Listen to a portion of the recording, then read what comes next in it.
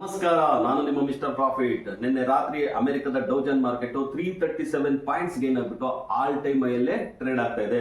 ಇವತ್ತು ಬೆಳಿಗ್ಗೆ Asian market mixed reaction ಅಂತ ತೋರಿಸ್ತಾ ಇದೆ. ಜಪಾನ್ ಮಾರ್ಕೆಟ್ 0.3% ಡೌನ್ ಆಗಿದೆ.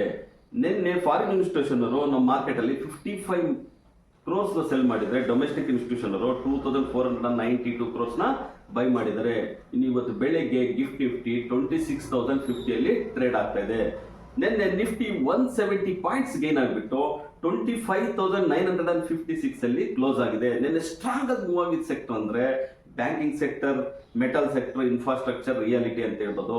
ಇನ್ನು ವೀಕ್ ಆಗಿದ್ದಂದ್ರೆ ಫಾರ್ಮಾ ಮತ್ತು defence sector.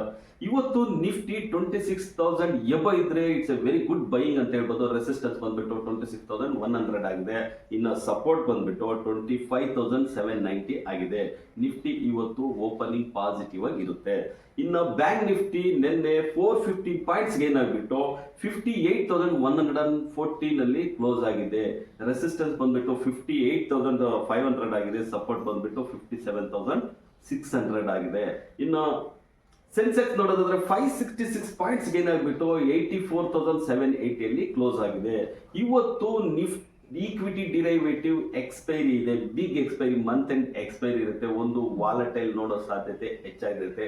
First half or second half ಅಂತಾನೆ ಹೇಳ್ಬೋದು. ಇನ್ನು ಗೋಲ್ಡ್ ಅಂಡ್ ಸಿಲ್ವರ್ ಹೇಳೋದಾದ್ರೆ ಗೋಲ್ಡ್ $4,000 ಪರ್ ಅನ್ಸ್ ಬಿಲೋ ಬಂದ್ಬಿಟ್ಟಿದೆ. ಇನ್ನು ಸಿಲ್ವರ್ ಸಹ ಅಷ್ಟೇ $47 ಪರ್ ಅನ್ಸ್ ಬಿಲೋ ಬಂದಿದೆ. ಸೊ ನಿನ್ನೆ almost more than $100 per ounce ಅಲ್ಲಿ ಫಾಲ್ ಆಗಿದೆ. ಇನ್ನು IMF ಡೇಟಾ ಹೇಳುತ್ತೆ Indian economy is a rapidly growing ಅಂತ ಹೇಳ್ತಾ ಇದೆ. ರೀಸನ್ ಬಂದ್ಬಿಟ್ಟು ಡೊಮೆಸ್ಟಿಕ್ ಕನ್ಸಂಪ್ಷನ್. ಸೊ ದೀಪಾವಳಿಯಲ್ಲಿ 87% ಡೊಮೆಸ್ಟಿಕ್ ಕನ್ಸಂಪ್ಷನ್ ಆಗಿದೆ. ಅಂದ್ರೆ ಇಂಡಿಯನ್ ಪ್ರಾಡಕ್ಟ್ ಯೂಸ್ ಮಾಡಿದ್ರೆ ಅದರಿಂದ ರ್ಯಾಪಿಡ್ ಗ್ರೋ ಆಗುತ್ತೆ ಅಂತ ಹೇಳಿ ಚೀಫ್ ಎಕನಾಮಿಸ್ಟ್ ಹೇಳ್ತಾ ಇದ್ದಾರೆ. ಇನ್ನು GDP ಫೋರ್ಕಾಸ್ಟ್ ಬಂದ್ಬಿಟ್ಟು